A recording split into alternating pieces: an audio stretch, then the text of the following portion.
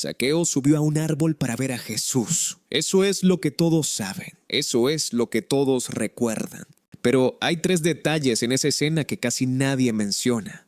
Y cuando los entiendes, la historia deja de ser una anécdota simpática sobre un hombre bajito y se convierte en una de las escenas de gracia más radicales de todo el Evangelio. ¿Por qué un hombre rico y poderoso corrió por la calle como un niño? ¿Qué significaba realmente ser recaudador de impuestos en el mundo romano? ¿Y por qué la multitud se escandalizó cuando Jesús eligió quedarse en su casa? Bienvenido a Biblia tal cual. La historia está en Lucas capítulo 19. Jesús está pasando por Jericó, una ciudad importante, una ciudad de paso, una ciudad llena de gente, y entre esa gente hay un hombre llamado Zaqueo. Lucas lo describe con tres datos precisos. Era jefe de los recaudadores de impuestos, era rico y era de pequeña estatura. Esos tres datos no son casuales.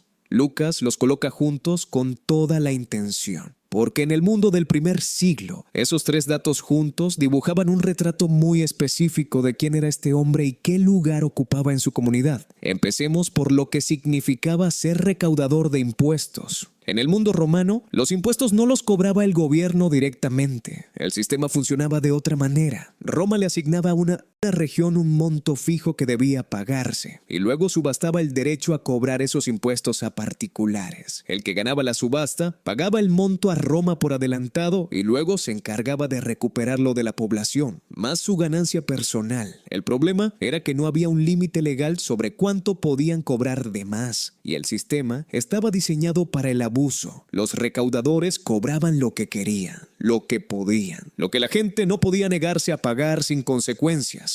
Zaqueo no era solo un recaudador, era el jefe de los recaudadores.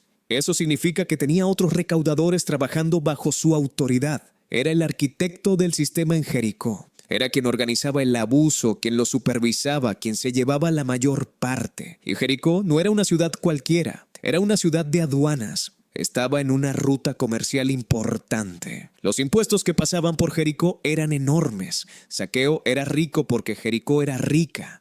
Y Jericó era rica porque era el punto de control de todo lo que entraba y salía de esa región. Pero hay algo más.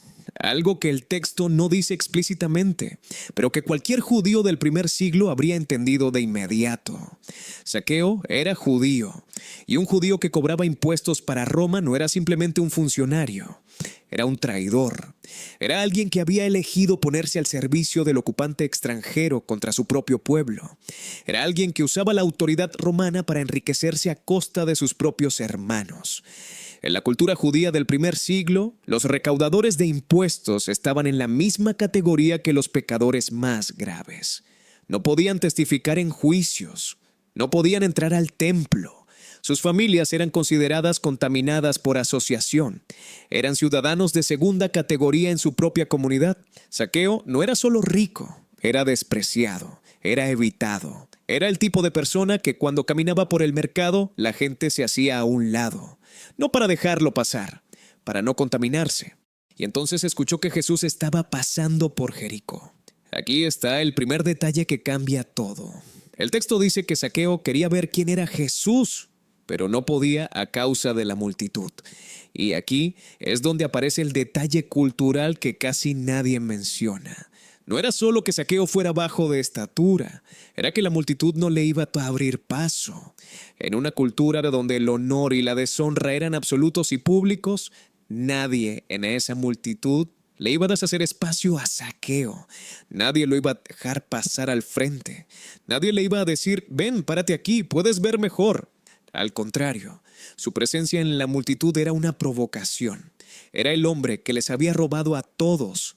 Era el colaborador del ocupante. Era el traidor con dinero. La multitud no le abría paso. La multitud era el muro. Y entonces Zaqueo hizo algo que en su cultura era absolutamente humillante. Corrió adelante y subió a un árbol. Un hombre adulto, rico, poderoso, jefe de recaudadores, corriendo por la calle y trepando a un árbol como un niño. En la cultura del honor mediterráneo del primer siglo, un hombre de su posición y edad no corría en público. Correr era cosa de esclavos y de niños. Un hombre de honor caminaba despacio, con dignidad, con peso. Y subir a un árbol era peor todavía. Era exponerse al ridículo total. Era literalmente ponerse por encima de la multitud que lo despreciaba, visible para todos, sin ninguna dignidad. Zaqueo sabía exactamente lo que estaba haciendo. Sabía el precio social que iba a pagar, y lo pagó de todas formas. Eso no es curiosidad casual. Eso es desesperación con dignidad sacrificada. Eso es un hombre que ha decidido que ver a Jesús vale más que lo poco que le quedaba de reputación. Y entonces Jesús llegó al árbol, se detuvo, miró hacia arriba y dijo algo que nadie esperaba. Zaqueo, date prisa, desciende, porque hoy es necesario que me quede en tu casa. Observa cada palabra. Lo llamó por su nombre. En una cultura donde el nombre era identidad, donde ser nombrado públicamente era ser reconocido, Jesús pronunció el nombre de un hombre que su propia comunidad había borrado. Le dijo: date prisa. No fue una invitación formal, fue urgencia. Fue: no quiero esperar, quiero estar contigo ahora. Y dijo: es necesario. En el griego original, la palabra es dei, la misma palabra que Jesús usa cuando habla de lo que debe ocurrir según el plan de Dios. No fue una preferencia, fue una declaración de propósito divino. La multitud reaccionó exactamente como era de esperarse. Murmuraron, se escandalizaron, dijeron: ha ido a hospedarse con un hombre pecador.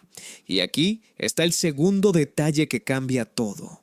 En la cultura del primer siglo, entrar a la casa de alguien era un acto de comunión profunda. Compartir la mesa era declarar públicamente: este hombre es mi igual, este hombre pertenece a mi comunidad, yo respondo por él. Jesús no solo fue a visitar a Zaqueo, Jesús se declaró públicamente su igual, delante de la misma multitud que lo despreciaba, delante de todos los que él había robado. Y entonces ocurrió algo que el texto registra con una precisión impactante. Zaqueo se puso en pie y dijo: Señor, la mitad de mis bienes doy a los pobres, y si en algo he defraudado a alguno, se lo devuelvo cuadruplicado. Nadie le pidió eso. Jesús no le dio una lista de condiciones. No le dijo: primero devuelve lo que robaste y luego hablo contigo. Fue al revés. Primero fue a su casa. Primero lo llamó por nombre. Primero declaró que era necesario estar con él. Y la transformación ocurrió como consecuencia, no como condición.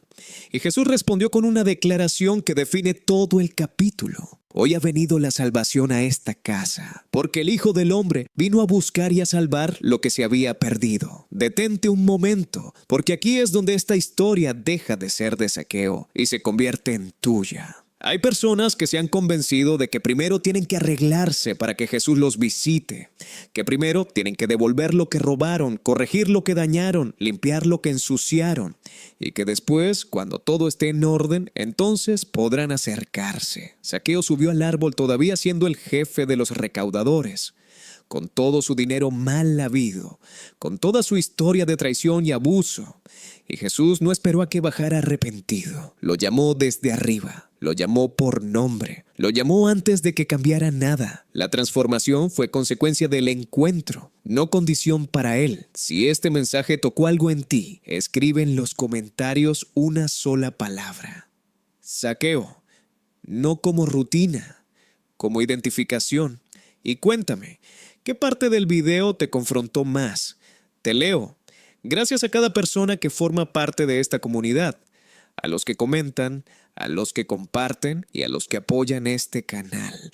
Si este mensaje puede ayudar a alguien que siente que primero tiene que arreglarse, no lo guardes. Compártelo.